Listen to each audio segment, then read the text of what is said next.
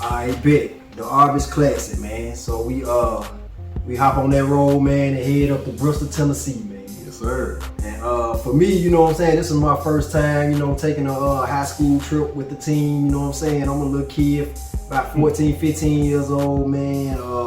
Excited to be out of the house on a hooping trip, you know what I'm saying. My first one, full of playful energy, you know what I'm saying. And I vividly remember Coach I saying, when we get up here, we ain't gonna be doing no playing around, you know what I'm saying. This is a business trip, all the we here to handle business. Right. You know what I'm saying? So we, you know, everybody like, alright, or whatever. So as soon as we pulled up in Bristol, Tennessee at the hotel, it had been snowing up there, you know what I'm saying? It's up there by that Virginia line. Right. You know what I'm saying? A little snow on the ground. What I do? I get out the car, start looking around, finna make a snowball. So I hop out, I got the snowball, I'm going, you know what I'm saying? I'm getting that thing good and right, laughing while I'm making it. Man, next thing you know, man, I look over, I see that red Cherokee pull up right next to me. Man, he rolled down the window. Yeah. Man, I just dropped, he didn't even say nothing, I just dropped the snowball in there and just act like I ain't see him and walked out, man. I was like, man, I'm gonna get kicked off the team. I'm just playing around. Oh, we get started. Yeah, man. But yeah, man, I was just excited to be out on the road, man. I feel that. My first hooping trip, man. You know what I'm saying? Yeah. So that's awesome, bro. So yeah, man, we at the Arby's Classic, man. We at the hotel, man. So yeah, talk about it, man. Man, so you already know. That was your first time going, but you know what I'm saying? I had already been on a few trips, you know what I mean, or whatnot. Yeah. So I kind of knew how everything went, you know what I mean, because my previous gig, you know what I mean, I ain't ashamed to say it, you know what I'm saying. Before I made varsity, my 19th, 11th grade year, I was a cameraman, you know what I mean. So I got a chance to, you know what I'm saying, get familiar with how everything went on the road, you know what I'm saying, with the varsity team, and so we got a per diem. We got that little $5 meal per diem or whatnot. So I was, you know what I'm saying, waiting on that call to the hotel room, you know what I'm saying. Coach Hine, you sitting up in the hotel room, sitting at this little table, you got a stack full of $5 bills. You know what I'm saying? And you call everybody from their room, you know what I'm saying, call your room, tell you to come down there to get your money for your meal. You get like $5 for breakfast, $5 for lunch, $5 for dinner, you know what I mean? Because hotels always buy somewhere with some McDonald's or Burger King or something, you know what I mean? And so back in the day, man, you could eat good off $5. What? And still have some paper. True, that was a true dollar menu. You know what I mean? For real. You weren't getting dollar food. You was getting a meal. You getting Big Macs and shit. You can get a Whopper, French fries, and a drink for $3 and like 30-something cents. Yeah, baby. So what I used to do, you know, especially, you know what I'm saying, for the dudes who was just coming in, like my boy Doug, you know what I'm saying? Yeah. I knew he gonna get his $5, you know what I'm saying? So they were like, let's go get something to eat. I'm like, man, bring me back, you know what I'm saying? Bring me back. I hold my little $5, bring me back my hamburger, you know what I'm saying? Finessing back in the 90s, man. You know what I'm saying? You know what I'm saying? My partners, they used to break me out, you know what I'm saying? They come back with it, so shoot. We up there 3-4 days. Hey, I ain't spend nothing. I ain't spend nothing. I'm coming back with a cool little $50-$60 easy. You know what I'm saying? Go ahead. Yeah, I was just gonna say, you know what I'm saying, and at the same time, man, we get up there, man, get to shooting them bones. Exactly. Man. You know what I'm saying? You might walk away from that thing about a old $100 or something, man. You know what I'm saying? So that was dope, man. We all look forward to that. You been jacked your money off doing that. You better hope somebody gonna show you some love. Get you something off that dollar menu. You know what I mean? You're gonna be hungry. For sure, man. You know what I'm saying? God, I ain't never go for broke up there, man. I always walked away with a little paper, man. Every trip, every time we came back home, had a little something. If it wasn't nothing but some gas money. You know what I'm saying? For real. Alright, bet, man. We finna get ready to play Science Hill, man. Okay. Prime time game. 8 o'clock. You know what I'm saying? So first game, right? First game of yeah. And it was I wanna say it was highly anticipated. It was a highly anticipated matchup. Yeah, it wasn't just us anticipating playing them. The crowd, the people up there was waiting to see the matchup. Yeah. Unfortunately, man, we still going at it without Harris, man. Right. You know what I'm saying? Right. And on their side, man, they had Nathaniel Bailey, man. I want to say he was the top point guard in the state. Virginia Tech signee. Virginia Tech signee. And we needed old Harris, man, to counter that. You know what I'm saying? Yeah. He was a real deal. Yeah. So as we are in the hotel getting ready, you know, we're putting on our uniform. You know what I'm saying? Putting on our warm up or whatever. We got the TV playing, man. And back in the day, it wasn't no social media, man. You couldn't just click on your phone and find out who ranked in the nation, this, that, and the other, man. You had to get your information out of some type of national paper or off the TV screen. Yeah. And back then, they had a high school sports show called Sports Scholastic. Yeah. And when they come on, man, they give you an update of all the rankings of teams in the country, the top teams in the country or whatever. So we getting ready to play Science Hill. Sports Scholastics come on. They covering the basketball scene or whatever. Yeah. Next thing you know, we look up the rankings. They done moved up to number 3 in the country. Yeah. So that just added a little bit more, you know what I'm saying? It either was gonna be an intimidating thing or a motivating thing, you know what I'm saying? Right. But regardless, man, we saw with our own eyes they was the number 3 team in the country. In the country, right before we get ready to go play. Exactly, man. Yeah. Boom. So we hop in our whips, man, head over to the gym. Man, what it's like when we first get there, man. You come in, man, it's a packed house, and like we said before, the arena that we playing in is just as big as McKenzie Arena. When you get there, man, you got little kids running up to you, man, asking for your autographs. You know that was amazing. Yeah, man. So, amazing. you know, we signing autographs, man. You know what I'm saying? We just having a ball up there, man. Dope experience, man. For sure. For young hoopers, man. Yeah. So, yeah, man, it's time for tip-off, man. We get down in the locker room, you know, get our little pre-game talks, whatever. Yeah. And it's time to run out. I know for me personally, we came out that tunnel, because when we first walked in, I couldn't really gauge how many people was up in there because it was a lot going on. Yeah. But when we came out that tunnel, man, I got to looking around up in that thing and seeing how steep it was and how high it went up. And it was packed to capacity. To the top, bro. Man, I was like, wow. Took you back on. I was like, wow. Man. This big time. Yeah. This big time. You know what I'm saying? Yeah. Yeah, man. So, yeah, the time is now. It's here. Bro, I agree with you 1,000%, man. Just going back in my mind and thinking about it, it was breathtaking. But at the same time, man, like I said, you can't speak for how everybody felt. But man, it was like, let's go, man. I don't know. Sometimes, you know, some people can they play. Some people play more tight in front of their home crowd and play loose on the road. That was me. I played way better on the road. You know what I'm saying? I don't know why. I guess because, you know, that me against the world mentality. You know what I mean? But I never, once the game started, it's like the jitters and the butterflies went away.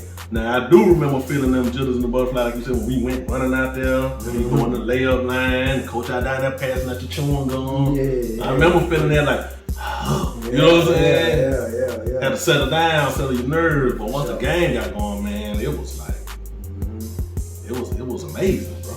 Yeah, man. And okay, the tip off, man. I think, man, for the most part, we was kind of like trading blows, man, throughout the game, man. Nobody really got out on nobody. You know what I'm saying? I think they might have been, when it comes to the lead, may have had the lead more than us. But it most definitely was a seesaw game. You know what I'm saying? Yeah, they never got away from us. They never got out of hand. And they had, even with their vaunted press, what we had practiced so well against, you know what I'm saying, them days leading up to that press didn't even shake us like it normally would. It did. We most definitely didn't have a problem with the press as a team. But I'm gonna tell you about me though. I realized that the game speed it reaches different levels, and the level that I was used to around here, I was at that speed level. I had that down, even at that little age and that little size. But man, the speed went up another notch up there in that game. Real, right man. There. Yeah, I checked in the game, man. I never forget, man. All these learning lessons, you know what I'm saying? Yeah. So, you know, like speaking, they had one of the most ferocious press that you could see. You know what I'm saying? Seriously. Man, I remember, man, we got in the game, man. they might have, they scored. They scored. And, you know, we taking that, but you ready to go against the Press. Yeah. I lined up at the free throw line. The ball come right into me. You know, I'm used to a certain speed, so I got it and just kind of like, lackadaisically, like, get ready to turn around and look. Man, next thing you know, man, somebody done came right there and just snatched the ball out of my hand and laid it up again. I'm like, damn. Like, man, for real? So I get coach, I like, nah, man, we gotta get this little guy out of there. So, you know what I'm saying? I can end up getting some more positions, man. I ain't make no mistakes, but that's when I realized, man, that every possession counts, man. Yeah. You know what I'm saying? Most definitely. I got up there, man. I got a chance to get a shot out, man. I missed the mark or whatever. Yeah. I guess that's all Coach I was waiting to see. Like, if you finna hit one, if he don't get in and bust one, you gotta come on sit down. Yeah, man. So that was my experience. I ain't sniffed the floor no more after that, man. You know what I'm saying? And that's how it be. You know what I'm saying? You know, Coach I did have a short leash. It just depending on who it was gonna be on that day. Yeah. You know what I'm saying? And it was definitely on me. He gave me that opportunity to be that short. You know what I'm saying? But that was the first. Now the Highland Brandon game, that was one thing, but that size here, that just was another level. Boy, yeah, I feel it. Playing against state champs on the stage like the Arby's Classic prime time, over probably 5,000-6,000 fans up in there. Yeah. Going crazy for them. For them. Yeah, man. It was real high style, man. I'm gonna tell you, man, like I said, that was one of the games, man, I was able to, when I got in. Hold on, man, let me set the table. Okay. All right, man, so bet. So, like we said, man, they had the top point guard in the state, like, you know what I'm saying? And we know that ain't no secret. Yeah. So, you know, Skipworth was a pretty good defender himself, man. But we relied on Skipworth to do more than that, man. We needed offense out of Skipworth. Right. So he may have been guarding Nathaniel, you know what I'm saying, from the starting point. He need a break, man. Right. You know what I'm saying? So I'm assuming, I don't know for a fact, I'm assuming Coach Hyde looked down that bench and seen and was looking like, where we gonna go to give Skipworth a break on this guy? And he called your number. Yeah. So kind of like, tell me what's going through your mind when your number got called, man. Shock.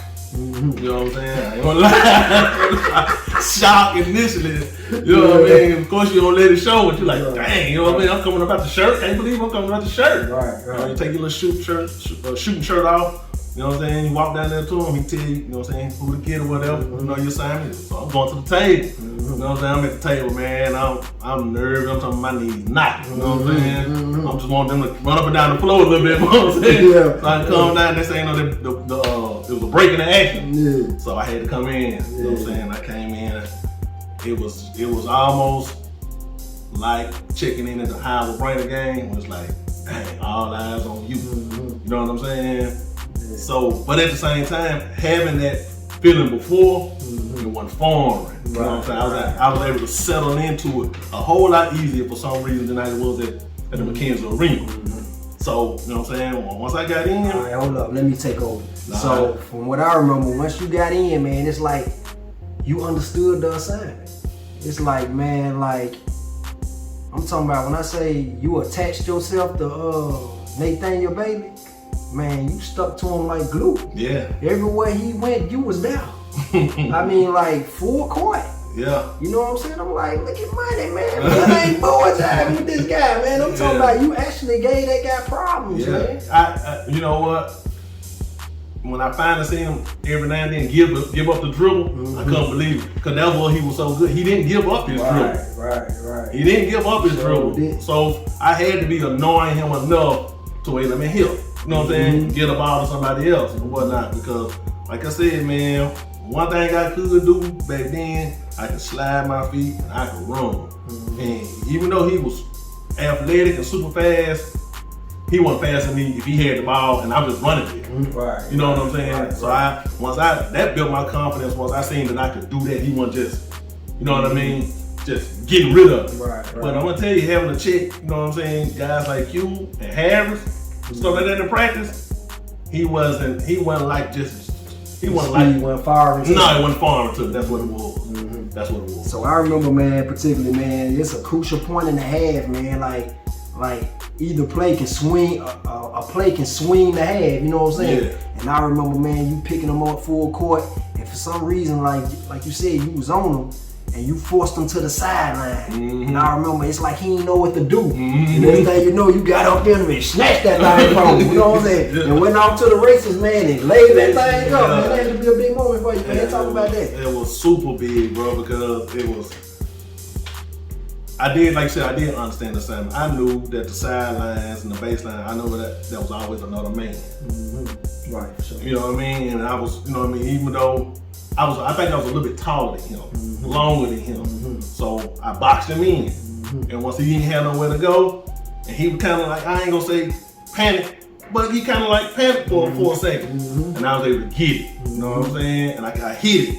And I never forget, it went, the referee was right there too. And the ball hit him, but the referee was out of bounds. And I remember that thing being like, it's out of bounds. And I just kept going. But it bounced back in, you know what I'm saying? And I took out with it, bro. I never forget, man. I was running so fast, I just knew he was behind. I knew he was chasing me. And when I laid it up, if we had the footage of it, I remember seeing it, man. When I laid it up, my feet were still. Yeah, they were kicking. They still kicking. You know what I'm saying? I remember that. I remember I was like, man, and I remember thinking, man, don't blow the leg. Just don't blow the leg. Yeah, man. But yeah, that was a big moment. And then when you have something like that happen for you, that don't do nothing but just give you confidence. And my confidence just kept growing after that. I was like, man, I can run with him. You know what I'm saying? For sure. All I gotta do is just make it hard on him. You know what I'm saying? Just keep making it hard on him. Yeah, and that was a swing play, man. We ended the half strong, and we went in halftime with confidence. You know what I'm saying?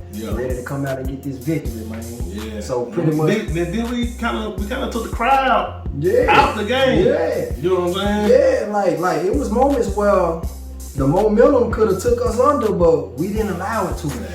We didn't allow it to, man. That's when that road warrior mentality came out. You know what I'm saying? Exactly. So, you know, we had halftime. You know how you come into a halftime when you pumped up, you know, everybody in the locker room, you know, everybody talking about certain stuff. We up in that thing, you know what I'm saying? So we were hyped.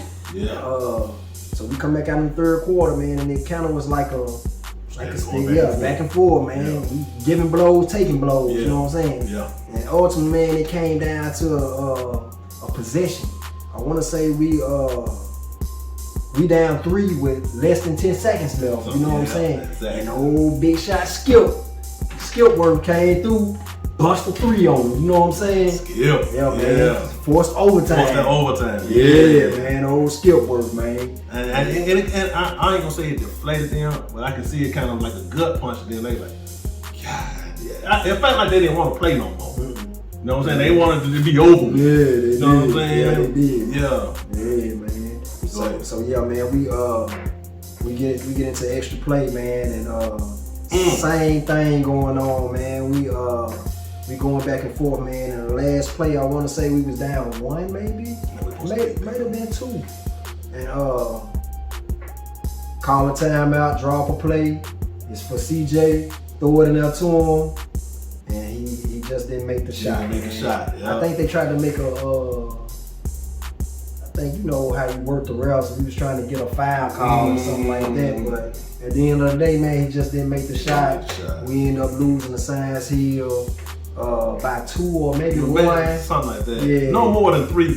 I want to say after he missed that shot, I think we had to do the foul. Try to extend the game. Yeah, so yeah, that's how it happened, man. We ended up losing in the rematch game to Science Hill, man, by possession in overtime without Harris, man. So now, man, we looking at it like, man, we see them lose again. Yeah, man, we gonna get them. Yeah, easy.